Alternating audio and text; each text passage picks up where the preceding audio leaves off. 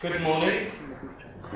We're delighted to have you join us today. Before I start and give you an introduction of our organisation, just wanted to say a few thank yous. First, I wanted to thank the attendees. An event like this couldn't happen without you. And as you'll learn over the day, we have a secret agenda. We want to rope you into becoming part of this organisation.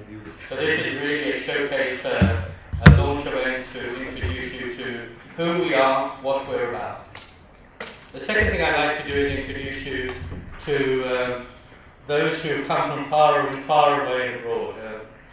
You probably have learned Open London is a new organisation here, but globally it's a very significant organisation now, with over 4,000 active members, especially in the United States, where it's represented in at least 7 cities.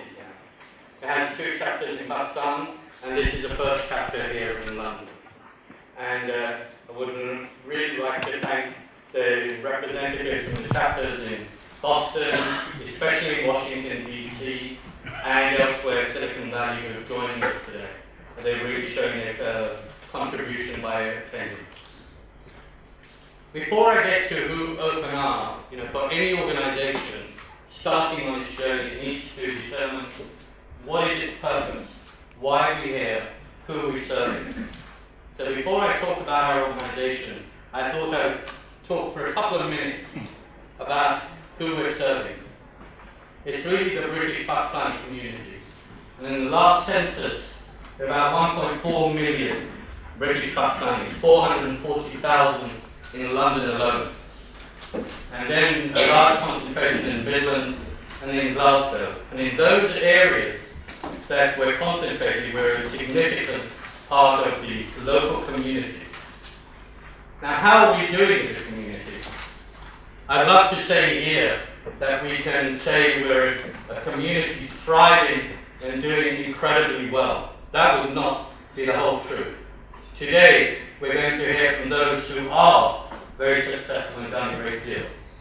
But when we talk about our community as a community, we have to talk about, unfortunately, a tale of 2 cities.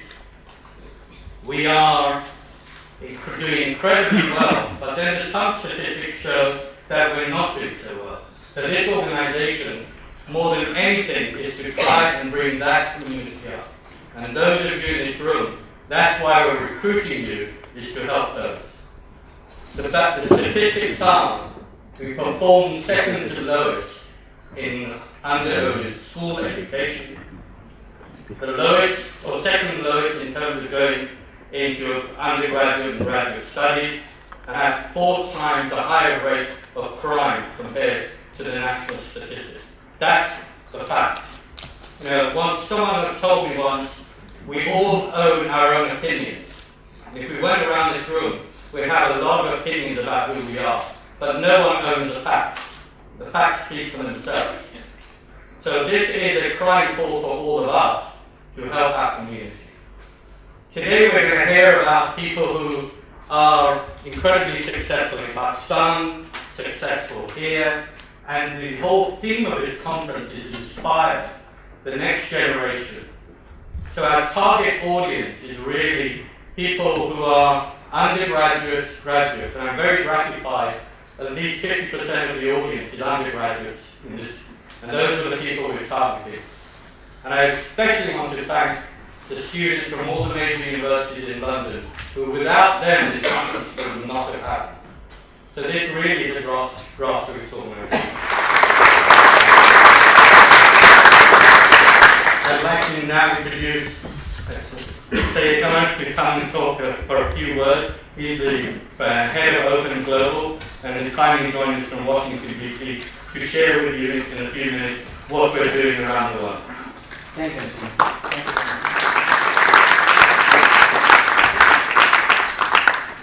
Such a pleasure to be here.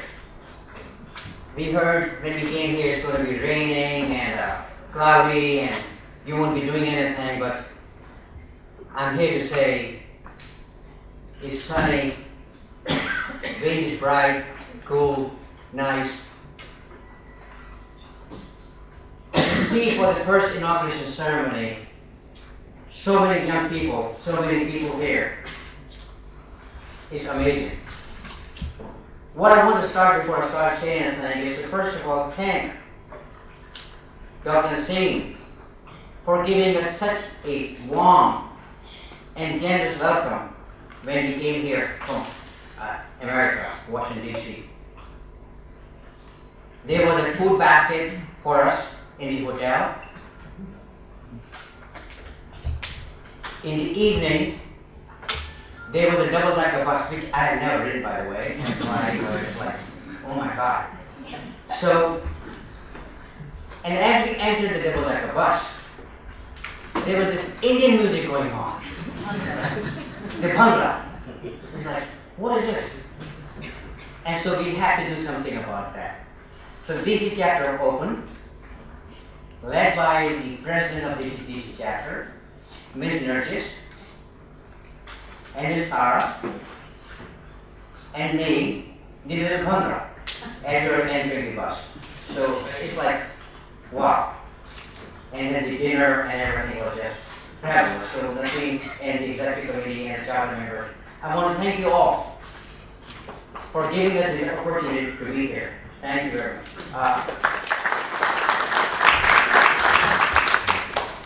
Thank you very much, Dr. Z, and thank you very much, ladies and gentlemen, Assalamu alaikum and good morning. I once again welcome you to this conference, the inaugural conference in London, and I hope that this will be a great experience for you.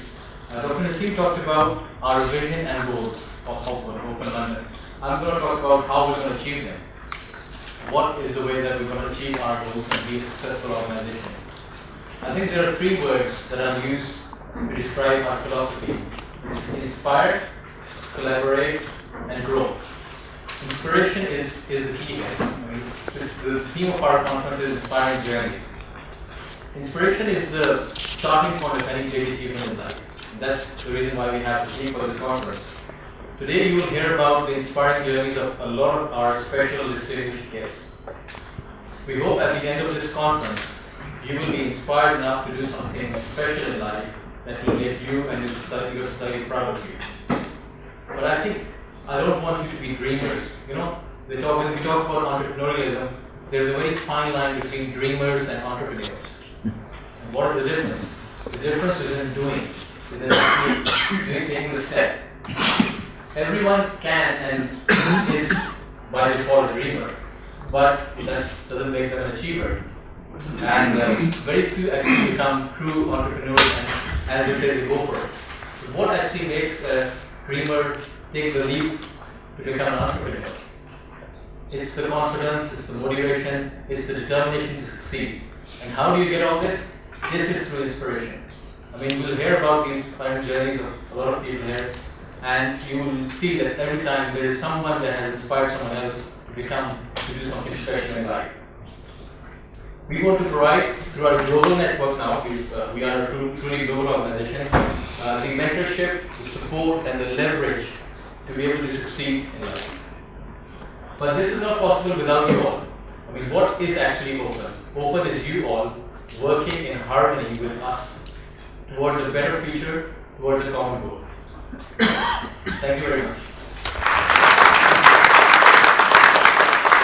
Good morning.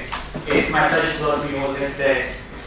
I'd like to introduce our first keynote speaker, but in truth, he is someone who needs little in the way of introduction. His distinguished journey has involved a 30-year prolific career at Citibank, during which he held a number of key senior positions, including on the board and chief executive of Citibank's global wealth management business. In 1999, he was appointed Finance Minister of Pakistan, and shortly thereafter, he was named Finance Minister of the Year by Euromoney and the Banking Magazine. He then, of course, continued on to serve Pakistan as a Prime Minister from 2004 to 2007.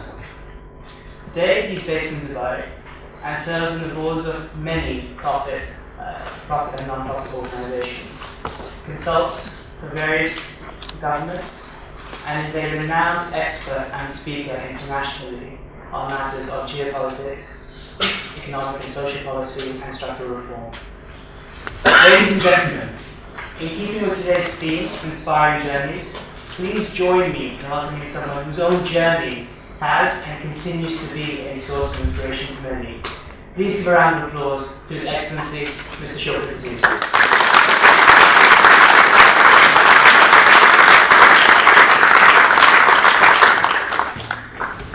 Bismillah. Do you mind if I'm old fashioned? Can you hear me? Is the mic on? Bismillah ar-Rahman ar-Rahim. Good morning. Assalamu alaikum, ladies and gentlemen. I feel inspired already because listening to the introductions, I'm reminded of my days in Manhattan when the Open chapter opened there. And I'm so excited that Open is coming to the UK, a bit late, but it's better to be late than never. Because what I found in my interaction with Open in the United States is there was so much energy which this organization unleashed. And my advice to people here who are setting this up is, I'll give you more later, but initially please get the membership as broad-based as possible. Rotate the office bearers. Nobody should be there for life. And give everybody a chance to lead the organization. First of all, Dr. Amin Saab, Nabil Saab, Kamar Saab, and of course our Academy Award winner. I didn't see you earlier, Doctor. What a pleasure to see you. Let's give him a big hand because he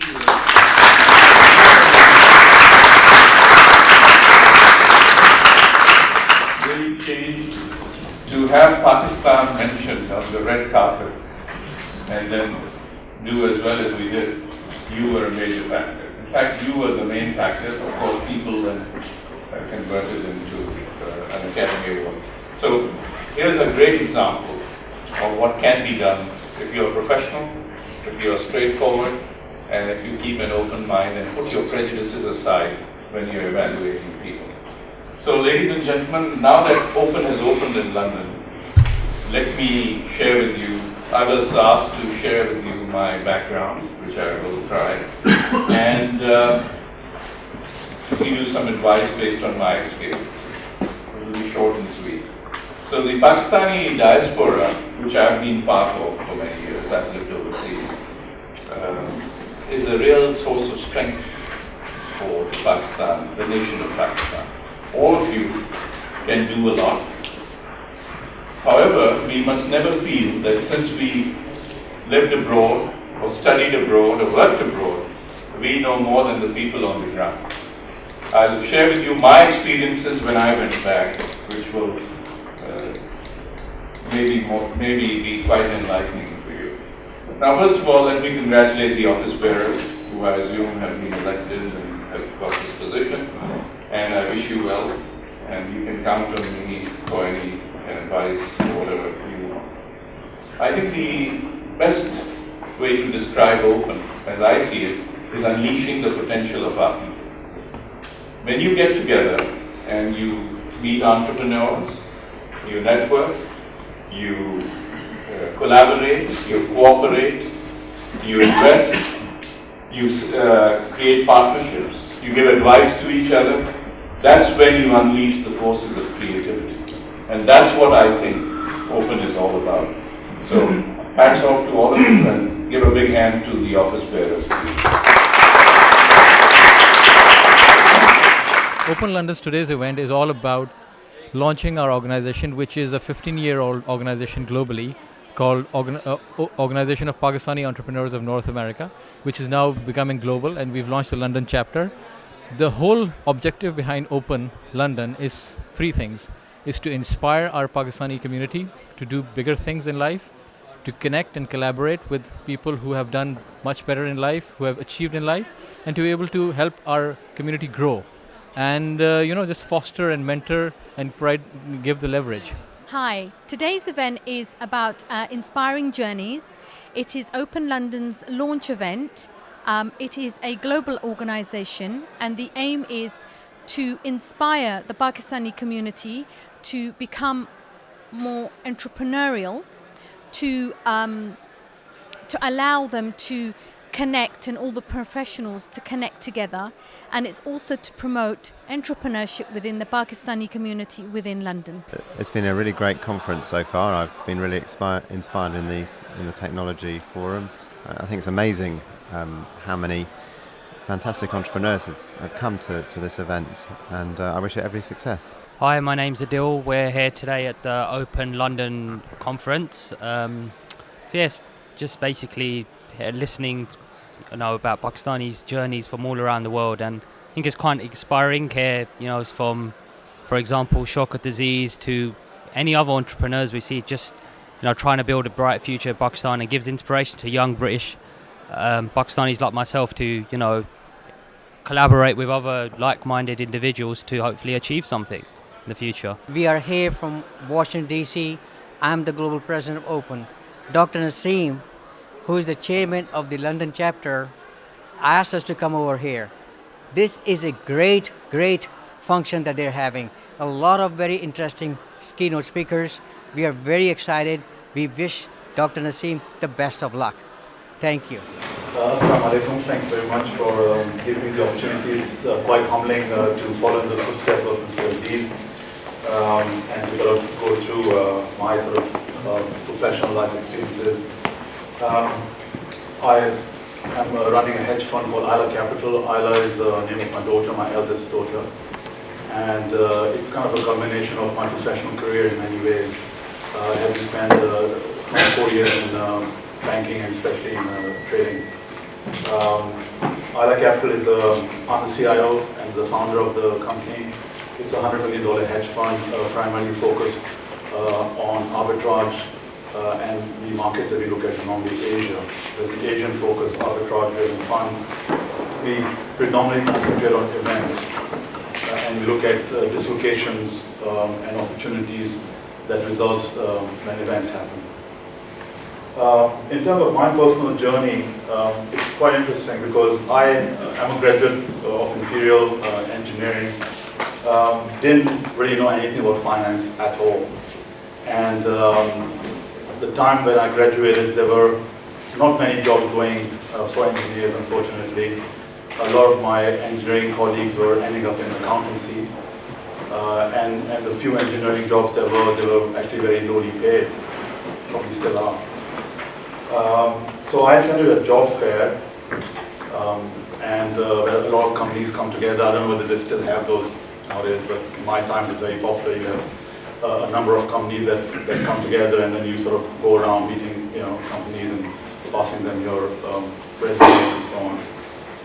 And this was, I remember quite clearly, a job fair where there were a number of companies, number of different companies. Some companies were in finance, some companies were in engineering, manufacturing, and so on. So quite a mixed bag. And I had never considered finance at all. I knew very little about finance, and it wasn't something that was really that appealing to me. And I wanted to be an engineer. Given the rapid ascent of the corporate ladder that you enjoyed in your early part of your banking career, at what stage did you decide that you want to go down the entrepreneurial route and start your own thing? And what were some of the challenges you faced when you branched out on your own? Okay, very interesting question. To me, as a person who started in trading and spent a lot of his career in trading, running your own hedge fund is kind of a natural progression to that career. Having reached the sort of top of the corporate ladder, I didn't really enjoy it because to me, I want to do things, and as sort of being head of trading, it was all like getting other people to do things and not really being in control, and you've got like all these people that you're in charge of and managing, but those are not the people that you've hired. and you don't really even know them. And it just became for me a glorified risk management role, effectively, because I was no longer really in charge, of what was really going on. I was just looking at risk reports and looking at all the downside risks that the department was running and how to sort of mitigate that. And and I didn't really enjoy that. And there was a lot of politics at that level. And I've always sort of thought that I want to do something on my own. Is there a particular sector you guys trade in, or is it like just generally equities or? There's no particular sector. We basically look at events, events that basically cause dislocation. So you have a typical event would be an announced merger of a company by another company.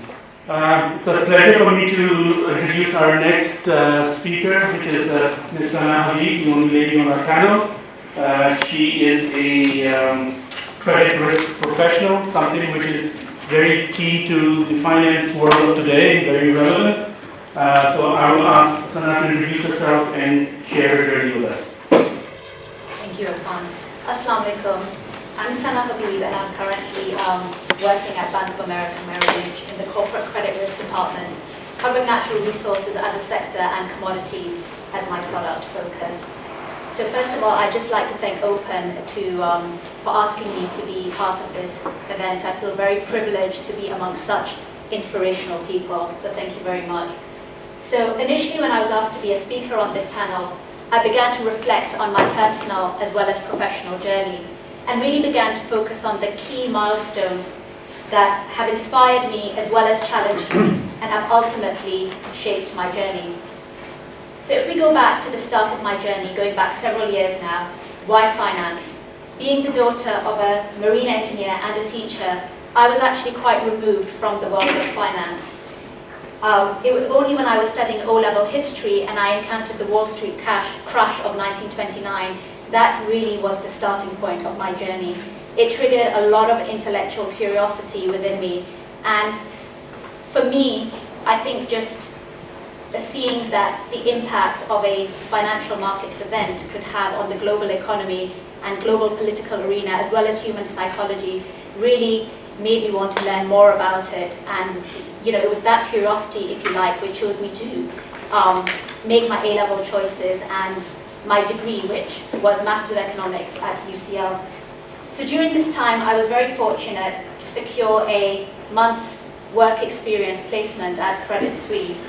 And really, this helped enhance my CV, and it really made my CV, I think, stand out from amongst my peers, which really then allowed me and helped me get another internship at HSBC, and I ultimately joined Goldman Sachs on their graduate program, which was really a huge break for me. So why credit risk? So I think this was the area that appealed to me the most because of where it was positioned within an investment bank. So on the one hand, you're exposed to the huge product spectrum of products, if you like, that an investment bank trades. So ranging from equity derivatives to fixed income swaps to commodities. And you work very closely with the sales and trading areas to really understand, how these transactions are structured, how you can help minimize risk, and understand the clients that you're dealing with and helping to define risk appetites for the firms. You really have to have a very deep understanding of the client base. I was just wondering if you think financial institutions should be allowed to own physical commodities?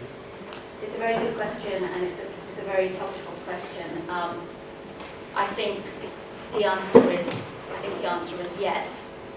Assume it, provided that companies, they go through all the legal necessities in owning aluminium refineries. And I think if you are going to be trading in aluminium, it's quite important to actually be able to own the physical assets.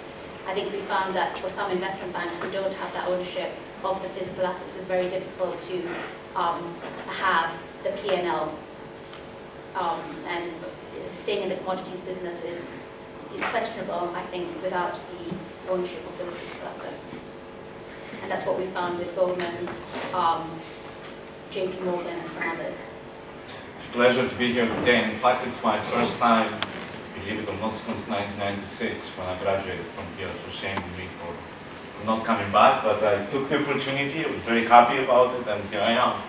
So I'll discuss three things, three areas with you. One is I'll tell you a little bit about my journey and the lessons learned. Then I want to talk a little bit what I believe in my mind helped me succeed in what I do. And then we'll talk a little bit about the topic that Nassim referenced, innovation and product development, specifically in the healthcare space. So I come from a small island in Greece. I went to undergrad in Greece. I studied chemical engineering as an undergrad. And I never left Greece until I was 22 years old. And my first trip was from Athens, the flight to London to come to Imperial. And back then I joined the, it was called Advanced Chemical Engineering Master's Program. A year into the Master's Program, I found out about this great center here at Imperial, and it's still here, still around. It's the Center for Process Systems Engineering. It's up in the Roderick Hill building. And what attracted me to it was that it was really a collaboration, a consortium of companies throwing money into research. And I wanted to do research, but I wanted to do it in a way that interacted with clients, with the end customer, right? So I applied. You know, my grades were good. I'm sure there were people better than me, but I was lucky. I found someone there who believed in me. And when they went through the interviews, they said, you know what, your grades are good, not the best, but they're good enough, you can get in. And they gave me a scholarship, and I spent probably, I would say, probably the best years of my life. Those 4 years here at Imperial, doing a lot of research, and interacting a lot with different companies across different industries, Unilever, Shell, you name it, and a number of companies. So then after that, at the end of my PhD, I knew what I wanted to do. And that's actually one of the first lessons learned as you go through this. You don't need to know exactly who you want to work for or exactly the day-to-day job that you need to do, but you need to know the type of life that you want to live. And I think you mentioned it as well. It's what do you want to be in your day-to-day life? Do you want to travel the world? Do you want to be talking to people? Do you want to be presenting a lot? Do you want to be in a room doing a lot of research and algorithms and math is what excites you? What excites you in your day-to-day life? Because if you do that, then no matter what you call it bioengineering, call it medical doctor, whatever profession you call, the attributes of that profession is what attracts you to and what will make you successful. I see technology as enabler, a differentiating factor in whatever you do. Even an industry as simple as farming is benefiting hugely from. Why I'm saying farming? Because Pakistan is an agriculture country. While we have a culture is vulture in Pakistan. So as Pakistanis, because we are all sitting, we should have to change that culture by bringing technology into agriculture, even so that to at least, because 80% people live on agriculture. So no matter what you do in life, achieving excellence is only possible by mastering the technology availability. Technological advancement have meant that you can reach a customer 24 hours and wherever they are, globally or geographically. And there are no boundaries. And boundaries become meaningless now because it's a global village. And innovation had reached new levels. To give one example, believe me, Pakistan is suffering from the worst crisis, energy crisis in the history. We do not need wealth and politics to solve this problem. We need technology and out-of-box creative thinking and value creation to get out of this mess. So my advice to you will be not to see any challenge and hurdle as being impossible to overcome, but rather find the courage to voice your opinions, take charge, and to deliver in difficult situations to achieve your ambitions or targets. I will take 1 minute more. Always stay focused and sincere to your ambition and have a long-term and positive attitude towards life. Without you, you cannot spell success. If you take you out of the success, you can't spell success, you can't pronounce success. So you have to take control of your destiny and carve out your path to success, and there I am also a firm believer of fate and destiny. And this is what we have been created: faith, unity, and discipline. Have a zero tolerance policy towards people and ideas that stop you from achieving your goals. You can only expect others to help you if they see your value and potential. There is a lot of information and knowledge around all of us these days, but it is up to you to take advantage smartly out of this knowledge and available on different forums and different, as collectively we are very strong. You have to take the responsibility. This is very important for young generation. Take responsibility for your actions. You have to have a courage to innovate in times of uncertainty to achieve excellence. This ability sorts the man out of boys. And this is you have to do in coming days of your life.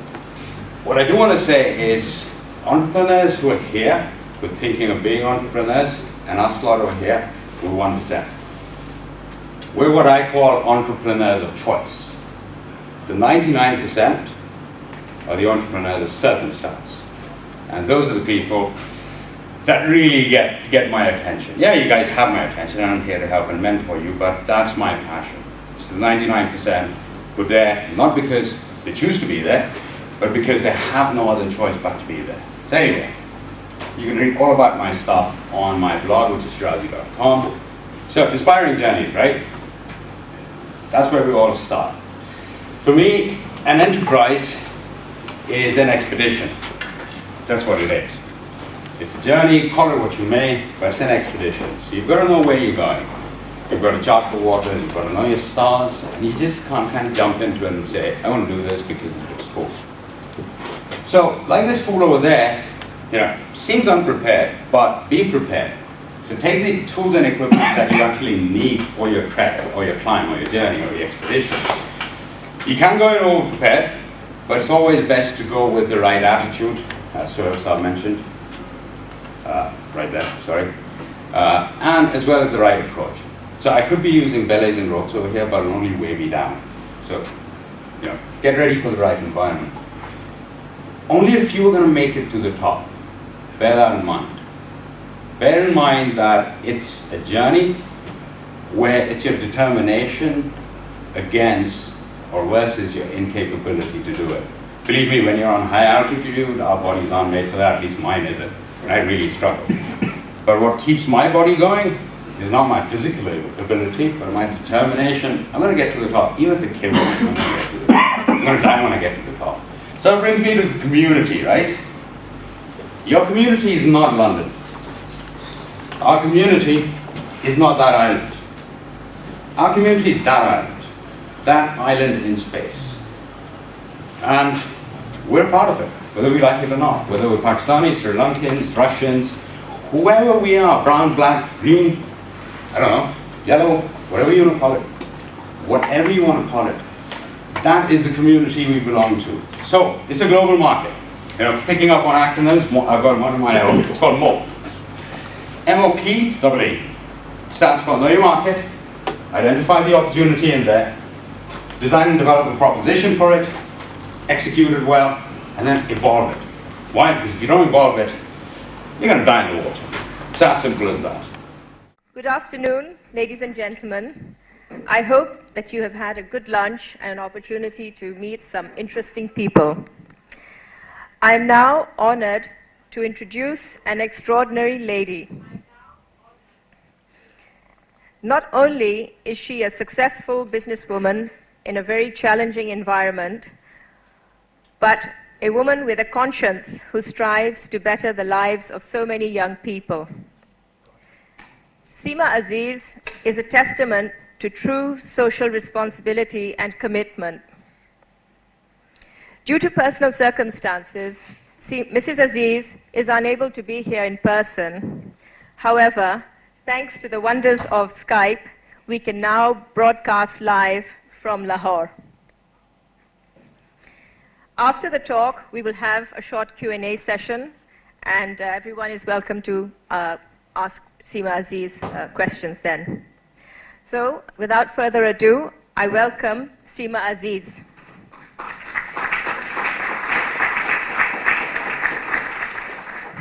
Thank you, Rubina. Assalamu alaikum, Simapa.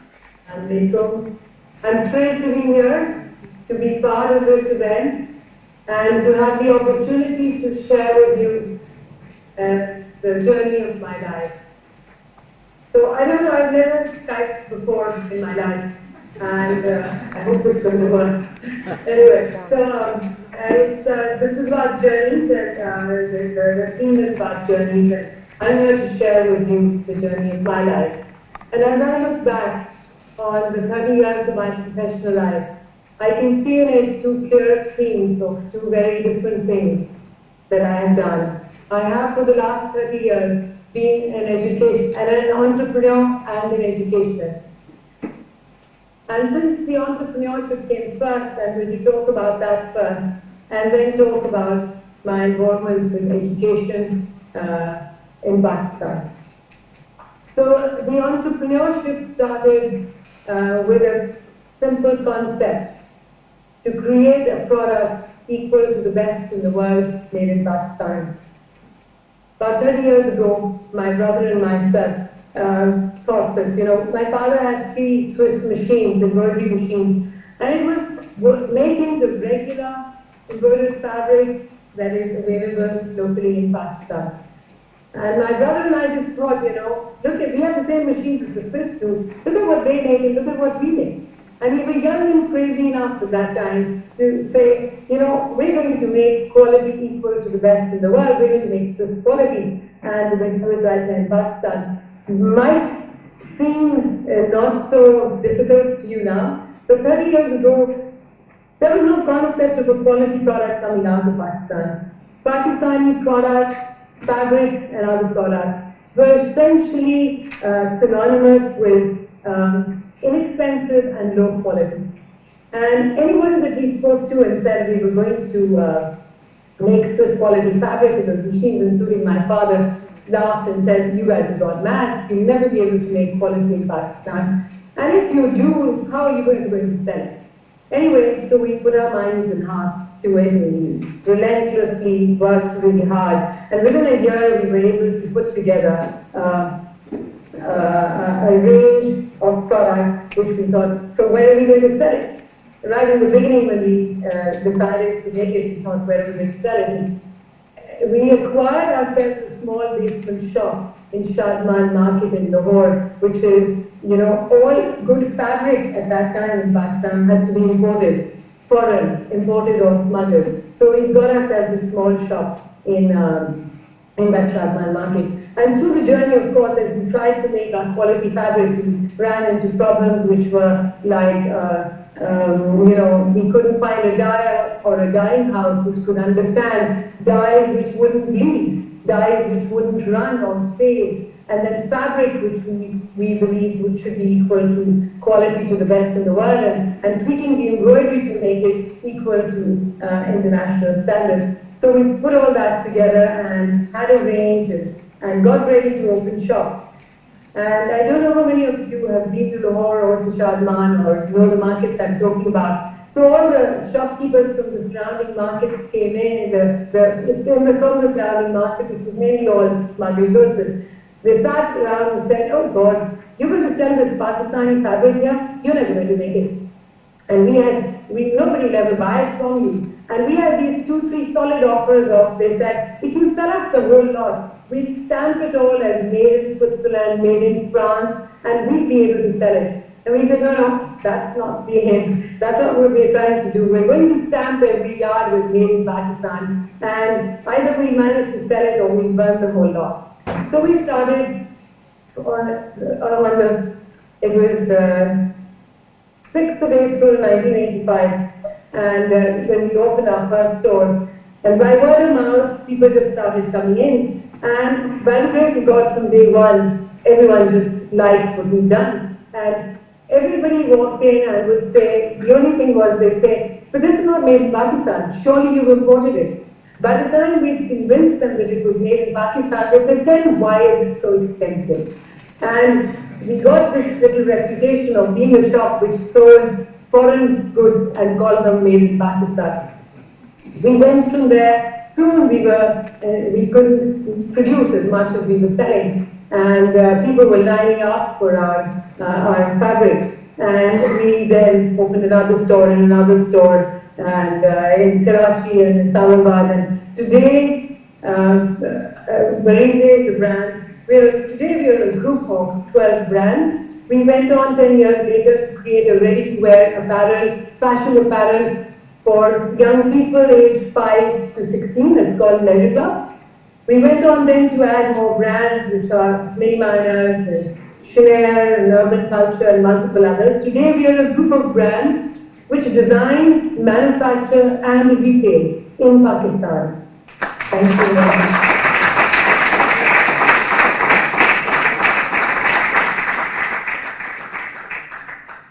Hi, Assalamu alaikum. My name's Farouk. Very inspiring story. Thank you very much for sharing it with us. Just a general question with regards to the education with the children. Did you face any obstacles or hurdles with the local authorities in trying to set up these schools, or any support when you try to get the children into schooling from the local authorities? I cannot hear very clearly. If you could just say the keywords, I could. Yeah. Seema, the question was, did you find in your kind of educational setup, did you find any obstacles from the local authorities? No, it's obstacles from the local authorities. Nobody really cares. When we started building and running our own schools, nobody really cares about what you're doing. But then, like 15 years ago, government actually called me and said that you're doing an amazing job and our schools don't work. So will you adopt some of our schools? So I went around and I surveyed about 25 schools in the city of Lahore. Was horrified at their condition. No toilets, no drinking water, no fans, no lights, no labs, no libraries, no teachers. And I agreed to take on 10 schools and managed to turn them around. And then, of course, the story goes on, and then government called me 2 years later. I guess it was the year 2000, and there was a military government in there, and they said, wow, you've done a great job, would you like to take over all the schools of Lahore? And I said, would you like to give me some money? And they said, you know, we don't have money, but we're happy to give you the schools, your work is amazing. And I told them money doesn't grow on trees, but anyway, that has been the story. So every successive government asked us to take on more schools, and we went ahead and did that. But I should tell you right here that in all the work that CARE's done over the last 25 years, there has been no government money whatsoever, and no institutionalized foreign donor money either. We've done, all the work that we have done has been money collected, money which is being raised locally from businesses and individuals and organizations and people who care wherever, but no government money whatsoever. So that's the only hurdle.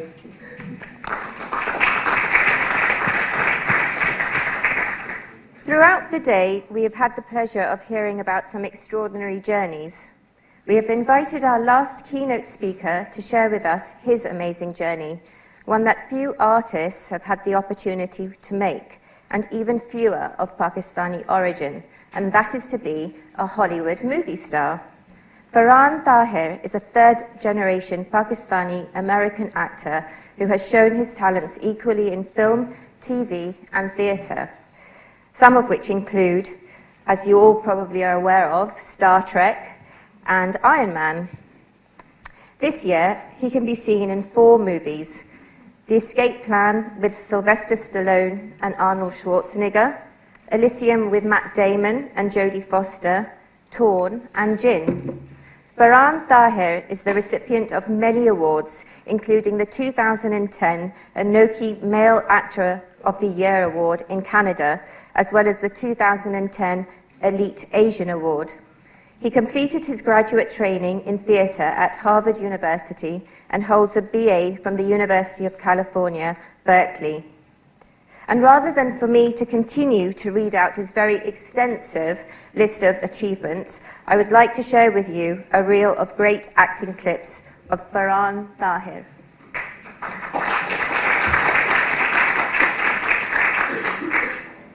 Walk with me.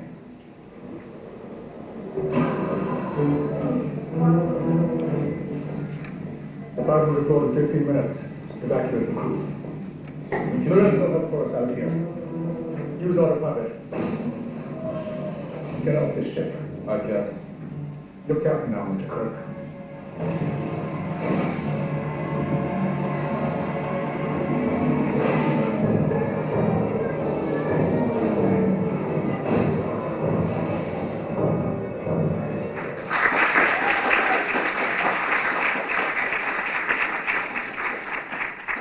See, I'm not as big as that would make me look, but whatever. You just get to deal with me now. Is this working now? Yeah. Hello? Yeah, that's much better. So, a few weeks ago, I received an invitation to speak here, and you can't imagine my delight. I was really humbled and honored that I was asked to speak here. So first of all, I must thank all of you for inviting me here, because I truly, truly think this is amazing. Although I'm here to share some of my journey with you, my trials and tribulations as an actor, but I can't help but think that everyone in this room has an amazing journey and has a story to tell. And I will try to give you my story, and I will try to not make it into a Farhan Tahir infomercial as much as I possibly can. I want to start by talking about my family a bit. And I'm not speaking about my family because I boast about them, although I am truly, truly, truly inspired by what they've done. I want to speak about them because they have been a real inspiration in my life. They have been people who have never shied away from new frontiers. I am a third-generation actor. My family has been in this profession, you can call it profession, this field, for 3 generations in arts and literature. My great-grandparents were the people who decided in those days that there needed to be a magazine for women. And they published the first magazine for women in India. This was 1998, and my great-grandmother was the editor of it. They also published the first magazine for children called Pool at the same time. My grandfather, Sayyid Imtiaz Ali Taj, was a prolific playwright, and one of his plays was the most produced play in South Asia, Anarkali. My grandmother, Hijab Imtiaz Ali, also wrote many books, was translated in many languages. She was also one of the first pilots in the British Empire. My parents, again, it sounds like I'm boasting, but there's a reason why I'm telling you this. Naeem Tahir and Yasmin Tahir, they're both actors, directors, writers. And they have been my inspiration because it has always been taught to me not to shy away from challenges, because it pushes us in that zone of discomfort where we need to do better than what we think what we can. And it is an important lesson to learn in life. I was born in Los Angeles when my parents were at UCLA getting their degrees in performing arts. I moved back to Pakistan with them when I was a baby. I got my early education in Pakistan and in England. Moved back to Pakistan and eventually moved to the US to go to college. I wanted to study economics and business. I went to University of California, Berkeley. And while I was at Berkeley, something strange happened. Although the charms of the econ department are unparalleled, I kept finding myself hanging out with the theater crowd. And I started to realize that my heart and mind were in 2 different places. The logical side of me wanted to do something which would secure my future, business, economics. But my heart wanted something else. It wanted to pursue something with passion. It wanted to pursue something without having to think about any of those things which are so important to us. And eventually, my heart went out. I wrote to my parents. I thought because of their own backgrounds, they would go, rah, rah, rah, go do it. But they were like, why? Why do you want to do this? And at that point, it was a little frustrating, I have to admit, because all you want is somebody to go, do it, do it, do it. But in retrospect, I think what they were trying to ask me was, really, why? Why do you want to do it? Is it ego? Or does it go deeper than that? What is it that makes you want to be part of this? I wrote many letters to them, many long letters. In those days, there were no emails, so you had to wait for the response. And eventually, I did get their blessings. And with that support, I decided to go and get my degree in theater from Harvard. And thus, my journey in theater and film and television started. And it is a journey that has had its share of, disappointments and a number of successes. It's been a hard road, I have to admit, because it is not an easy field to be in. But I've learned something. I've learned that I cannot focus on trying to be a star. I think, and I should not focus on that. I have to focus on trying to be an actor. And what that means is that you are forever a student. You're never a master. Thank you.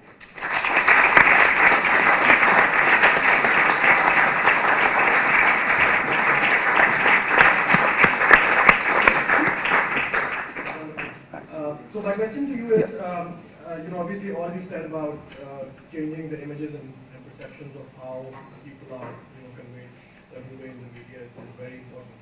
I don't know if you've been following in the last 3 to 6 months. There are some really interesting movies coming out in Pakistan. Yes. Some of them are English, some of them are mixed, some of them are Urdu.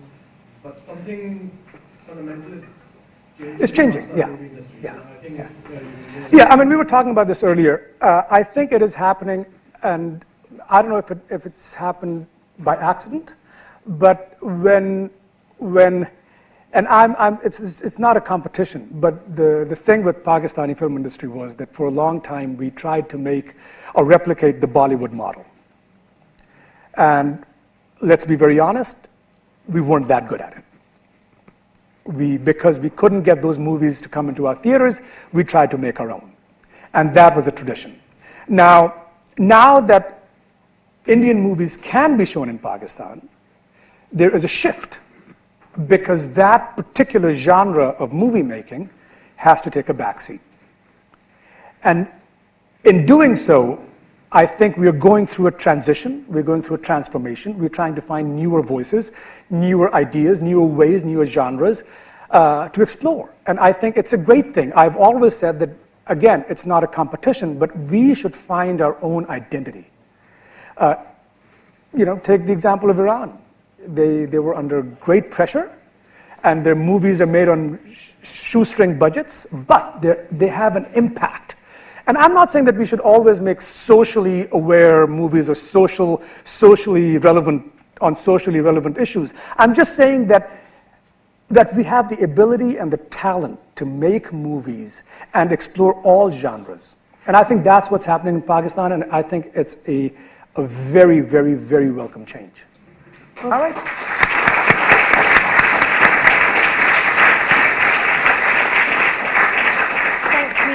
Thank you so much for coming and sharing with us your inspiring journey. And this is just an appreciation. Well, thank you. Thanks. From Open London.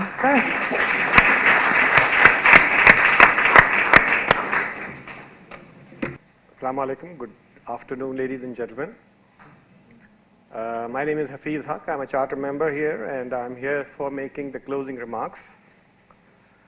First of all, Naseem, thank you for putting me just after the great performer from Hollywood. And to be honest with you, I had been thinking of chickening out. But then I heard the first sound from the film in your voice saying, refusal is not advised. So then my next hope was that Farhan was doing such a great job, especially taking the questions, that those questions will continue and continue and continue, and there will be no time left for my job. But anyhow, I have to do that. It's very difficult to comprehend everything what has been said here today. A lot of word of wisdom, a lot of experience, and a lot of sharing of inspiring journeys. And it's only a few things which I may say, which probably will be much more from my own experience. I would just like to summarize a couple of things. And the other part of my speech is basically thanking all of you and all the people. Now, one of the words which we had seen today or heard many times today is entrepreneurship. And of course, there are many definitions of entrepreneurship. But one of them which I found the most interesting is that yes, entrepreneurship has and entrepreneurs have great sight, and they have a very sharp eye for opportunity. But in a way, they are also blindsided. They don't see the obstacles, which are so obvious to others. And I think this capability and this combination makes the thing work. Each and every entrepreneur gets through a process. Come on, this won't work. And I think he goes on. The more challenge he gets, the more passionate he gets. As I think Vince Lombardi put it, winners never quit, and quitters never win. Great footballer. The other word you've heard today is mentoring, which is one of the tasks of Open. And there have been many stories today, different mentors have been mentioned. I have also had some experience with mentorship, not doing so much, but taking it. And what I have found, the best description of mentorship is, a mentor actually puts an ambition in your mind and heart, which is beyond your own ambition, and makes you achieve that. This is the ultimate mentorship, I think. Yes, you can mentor, I want to do this, and hey, how do I? That's only showing the way. But if somebody can really take you above what you think yourself are capable of, I think that's mentorship. The third thing is networking. We are here to network. And a lot of people will ask here, what's in it for me? I'm going to give you a very short story from one of the other open events in Silicon Valley, which I was attending. And I was there with a Mayman friend. Mayman is a community who has a lot of business people and a lot of successful business people. And he said to me, Hafiz, Mayman community is open. If anybody has a business idea, there will be hundreds of people who can provide advice, who can provide connections, legal connections, financial connections, and they will coach us to do business. And this is what we are trying to create here at a much broader scale, of course. And I hope, and I'm so glad to see a lot of young people here from the university and others. And I hope that you will one day become great entrepreneurs. and business professionals. Because business professionals, I had both lives, are also entrepreneurs in their own right. And I think, please make use of open. We are here for you. We are here to provide mentorship opportunities. We are here to provide networking opportunities. And, but please, the task lies with you. The initiative lies with you. You have to come forward and ask for help. And hopefully, we all together shall be able to make a contribution to each other and achieve what you want to achieve in the future.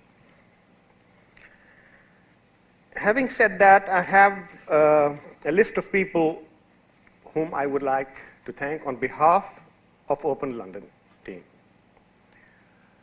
First of all, I am really grateful to all the speakers and all the panel people who chaired the panels. They took time from their busy agendas and they shared their life experiences and thoughts. I'm also deeply appreciative of about 10 foreign delegates who came here on their own expense. And Amar Saab, thank you so much for joining us as Open Global Chairman. Many thanks to Imperial College to allow us to use this excellent facility. We recognize the effort of the Pakistan Society and its executive team, who did a great job in pulling this project. Sapna provided the food at a very competitive rate, and we are thankful to them. I hope you enjoyed the food. And then the Open team, the Open executive team, and the volunteers of Open.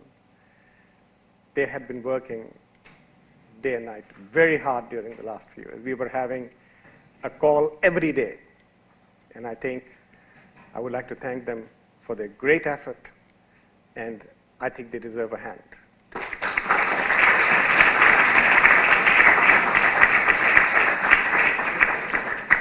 Last but not the least, the audience. Without you, this thing would not have been possible. Thank you so much for coming. Thank you so much for joining.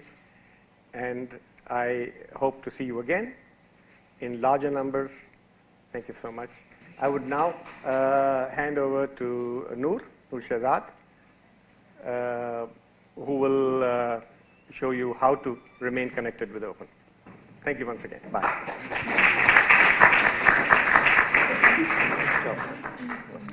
So I know we've come to the end of the event, but we hope that for many of you, it's the start of your inspiring journey with Open London.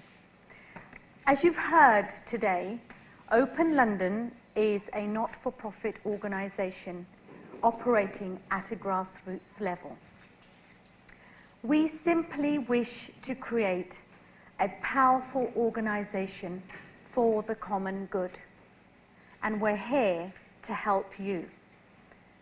So, how can you learn more about the organization, the benefits of being a member, or more importantly, ways to get involved with Open London as a volunteer?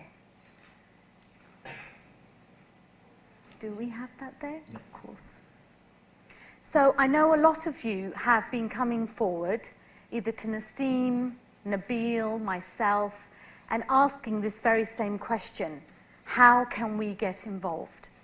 Well, for further information, you can access our website. The details are there, www.open-london.org. We have Facebook, we have Twitter, and we have LinkedIn. So please link and share with friends, because the more of you that are aware of Open London, the more of you we can help.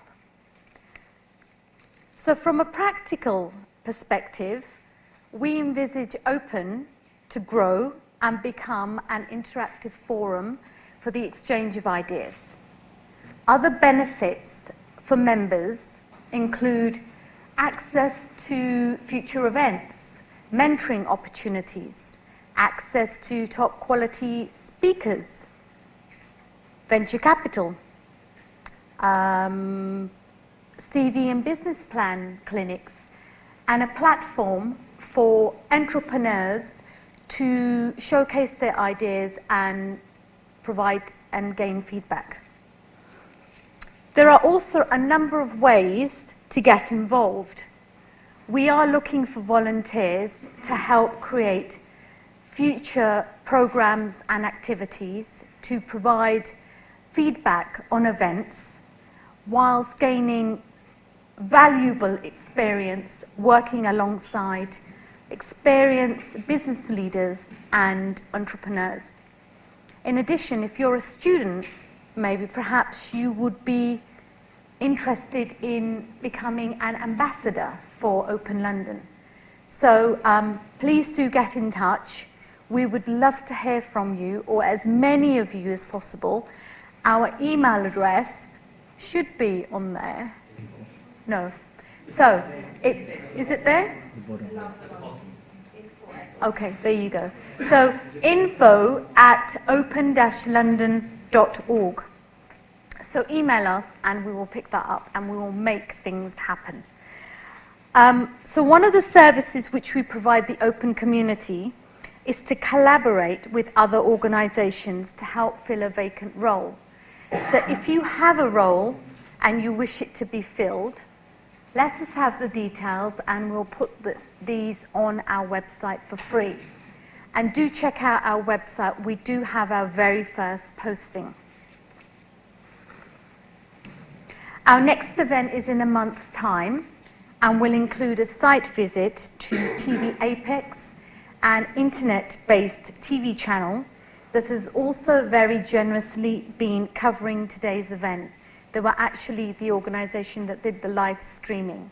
So that was live streamed around the globe, as I understand it.